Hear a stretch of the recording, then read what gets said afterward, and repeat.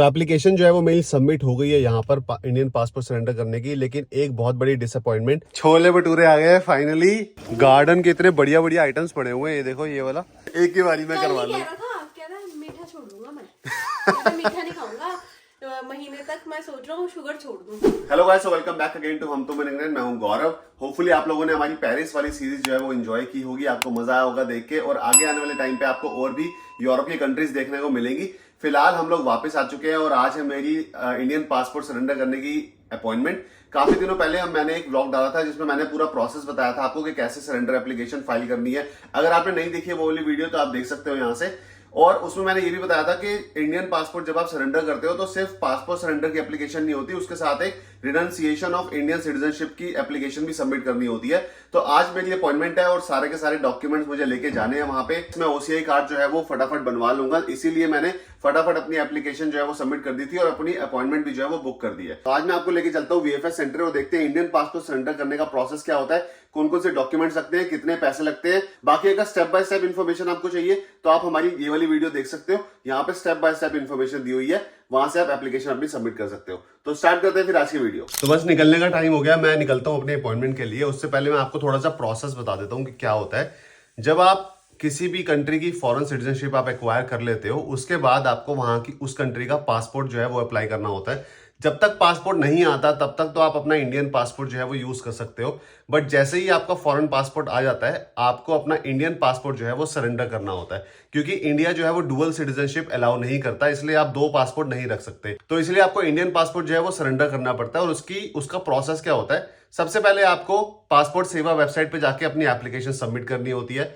उसके बाद आपको HCI लंदन जो VFS सेंटर होता है वहां पे अपनी अपॉइंटमेंट बुक करनी होती है। वहां पे आपको जाना पड़ता है सारे के सारे डॉक्यूमेंट्स लेके, और डॉक्यूमेंट्स की लिस्ट क्या है वो भी मैं आपको थोड़ी देर में बताता हूँ। पहले निकल लेते हैं क्योंकि अपॉइंटमेंट के लिए मैं लेट हो रहा हूँ। तो ये जो प्रोसेस है ये एक स्टैंडर्ड प्रोसेस होता है। जब भी आप कोई भी फॉरेन सिटीजनशिप या फॉरेन नेशनैलिटी एक्वायर करते हो उसके बाद आपको अपना इंडियन पासपोर्ट जो है वो सरेंडर करना ही होता है। पहले क्या था, एक न्यू एप्लीकेशन सबमिट नहीं करनी होती थी। अभी क्या है, पासपोर्ट सरेंडर के साथ साथ आपको रिनंसिएशन ऑफ इंडियन सिटीजनशिप की एप्लीकेशन भी सबमिट करनी होती है, और उसका जो फॉर्म है वो भी आपको लेके जाना होता है। उसकी अगर पेमेंट आपने ऑनलाइन नहीं करी है, जो कि 8,000 रुपीज की पेमेंट है, अगर आपने ऑनलाइन नहीं करी है तो आप वहां पे जाके भी कर सकते हो, बट मैंने ऑनलाइन कर दिया ऑलरेडी पेमेंट, तो मैं वो पेमेंट का जो प्रिंट आउट है वो लेके जाऊंगा। और मेक श्योर कि जो आपके डॉक्यूमेंट्स है ना वो सेल्फ अटेस्टेड हो, जैसे कि आपका जो ओरिजिनल पासपोर्ट है उसकी कॉपी जो है वो सेल्फ अटेस्टेड हो, और जितने भी डॉक्यूमेंट्स है फॉरेन पासपोर्ट की कॉपी जो है वो सेल्फ अटेस्टेड हो, ताकि वहां पे जाके कोई दिक्कत ना आए। क्योंकि अभी के टाइम पे उन्होंने बोला था कि सेल्फ अटेस्टमेंट होना चाहिए, जबकि ऑनलाइन नहीं लिखा हुआ कि सेल्फ अटेस्टेड होनी चाहिए, तो इसलिए आप खुद साइन वहां पे कर देना। तो बाकी डॉक्यूमेंट की लिस्ट में अभी थोड़ी देर में आपको बताता हूँ। फिलहाल चलते हैं यहाँ से अपॉइंटमेंट सेंटर पे।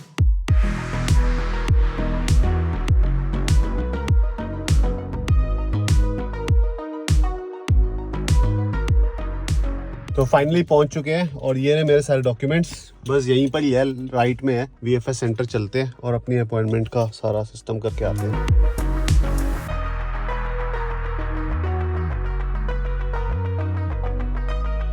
तो एप्लीकेशन जो है वो मेरी सबमिट हो गई है यहाँ पर इंडियन पासपोर्ट सरेंडर करने की, लेकिन एक बहुत बड़ी डिसअपॉइंटमेंट, मुझे लग रहा था कि जो इंडियन सिटीजनशिप की रिनंसिएशन वाला जो डॉक्यूमेंट है मेरा वो भी यहीं पर ही सबमिट हो जाएगा या यहीं पर ही हो जाएगा प्रोसेस, बट ऐसा नहीं था।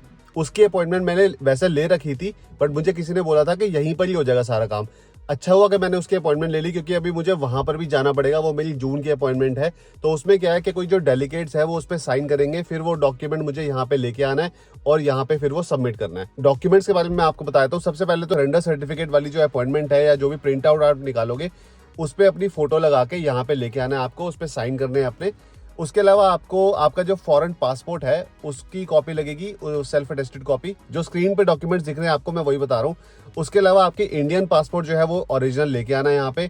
इंडियन पासपोर्ट की कॉपी लगेगी, फर्स्ट पेज, लास्ट पेज और सारे नॉन ब्लैंक पेज, जहां पर भी वीजा की स्टैंप है या कोई भी वीजा लगा हुआ है तो उसकी सारी कॉपी लगेगी, और सेल्फ अटेस्टेड कॉपी। इसके अलावा जो फीस है वो मेरी लगी है यहाँ पे 46 पाउंड समथिंग, और 2 हफ्ते लगेंगे। यहाँ पे सारे डॉक्यूमेंट जो है वो सरेंडर सर्टिफिकेट मेरा घर आ जाएगा। इन्होंने इंडियन पासपोर्ट जो है वो मेरा रख लिया है। अब इसके बाद जो मेरी जून में अपॉइंटमेंट है वो अपॉइंटमेंट में मुझे अपनी सारी यही सेम डॉक्यूमेंट लेके जाने हैं, और जो रिनंसिएशन वाला डॉक्यूमेंट है वो लेके जाना है, उस पर साइन होंगे, वो सबमिट होगा। उसके बाद जाके मैं अपनी OCI एप्लीकेशन जो है वो सबमिट कर सकता हूँ। तो ये थोड़ा सा लंबा प्रोसेस हो गया यहाँ पे, जो कि ऑनलाइन जो है वो सारी चीजें लिखी नहीं हुई थी क्लियरली।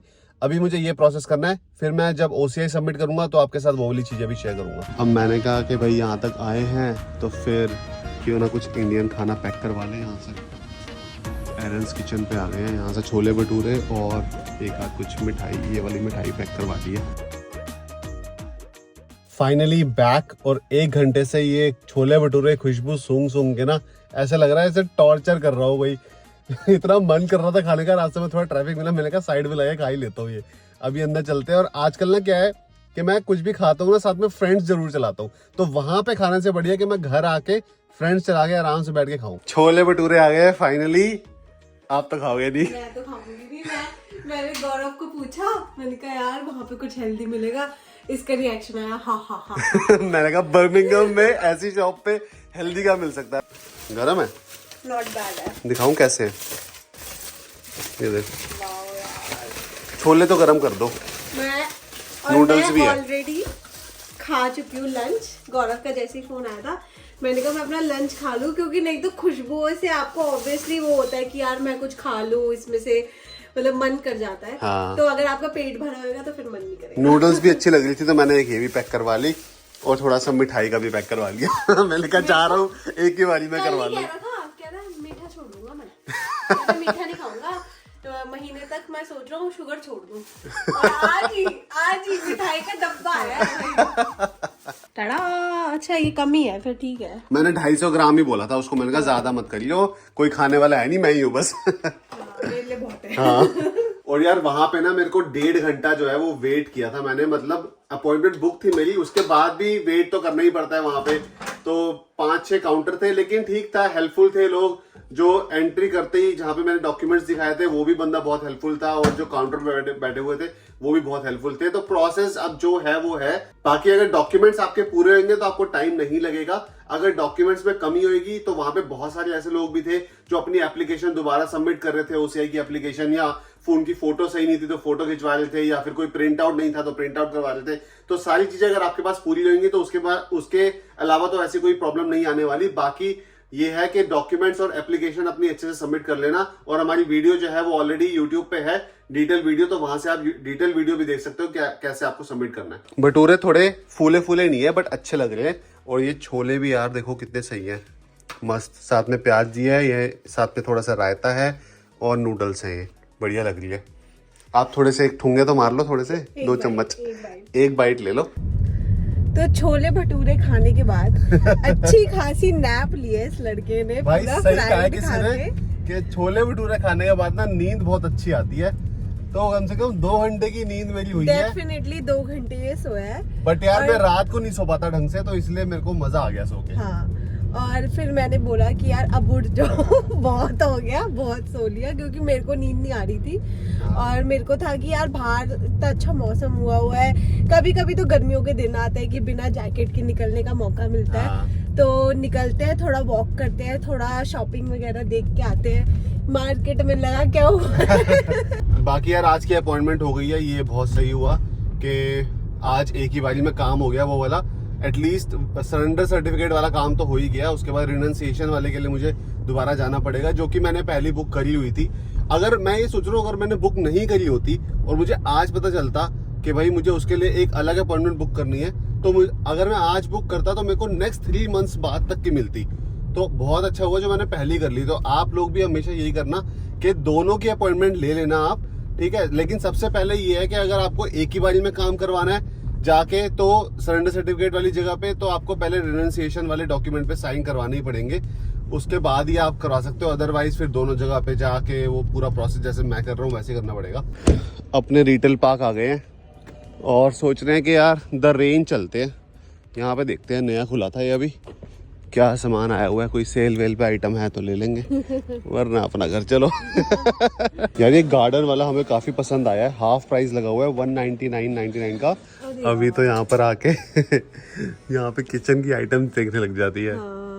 ये टी कॉफी वाले देख ली थी बट ये इतने अच्छे नहीं है। ये वो वाले मेरे को ना सिरेमिक ही पसंद है। गार्डन के इतने बढ़िया बढ़िया आइटम्स पड़े हुए हैं, ये देखो ये वाला, बट ये बहुत ज्यादा फाउंटेन नहीं है इसके अंदर, छोटा फाउंटेन है, ये अच्छा लग रहा है भाई, ये गार्डन में रख लो। मुझे ना एक्चुअली ये जो पानी की आवाज होती है ना काफी रिलैक्सिंग लगती है, पर थोड़ी देर बाद इरिटेटिंग भी हो सकती है, तो बंद कर सकते हैं। हाँ बंद हो सकता है। ओह आई लाइक दैट। ये देखो कितना सही है 149 भाई। सबसे बढ़िया मुझे लगा है ये वॉल पे लगाने वाला आर्ट, और ये ना बिल्कुल ऐसा है, देखो थोड़ा थोड़ा इसके अंदर मुझे लगा ग्लास है ये। नहीं ग्लास नहीं है। क्या है ये ना ऊपर रेजिन होता है, अच्छा, उसकी कोटिंग है। बट अच्छा लग रहा है दूर से, देखो आर्ट है बहुत बढ़िया। हाँ भाई यहाँ है असली सामान। तो ये देखो गार्डन का इतना बड़ा, यार ये यूके के गार्डन के लिए है या यूएस के? ये छोटा सा बार टाइप है, यहाँ पे बार बन जाएगा। सही आइडिया है ना। हाँ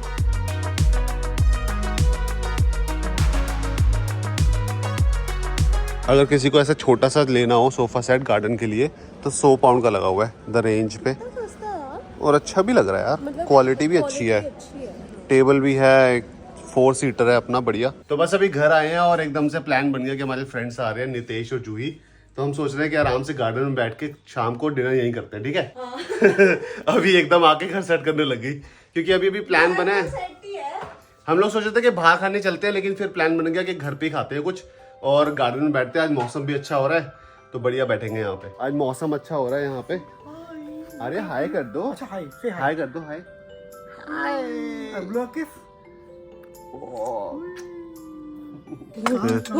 स्पाइसी वाली नूडल्स जो है चट चट करके खा लिया। ये देखो बेटा, इतने स्पाइसी नहीं खाने चाहिए, मैगी नहीं है ये। हाय कर दो, हाय कर दो। अच्छा पानी भी लेगी साथ में, ड्रिंक करे इसकी। मिर्ची लग गई है। छोटी सी बिल्ली आ गई है हमारे यहाँ पे किसी की पालतू, बट जैसे हम खा रहे थे ना तो ये वो ढूंढ रही है अब, लेकिन खत्म हो गया यार, खाना खत्म हो गया।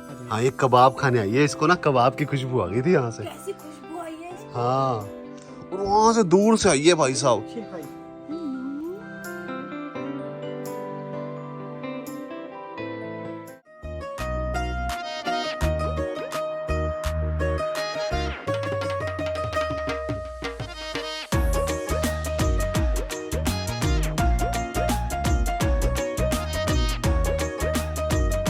तो यार कल रात को काफी ज्यादा हम लोग लेट हो गए थे, क्योंकि जब फ्रेंड्स वगैरह आते हैं तो काफी लेट हो जाता है डिनर वगैरह करने में।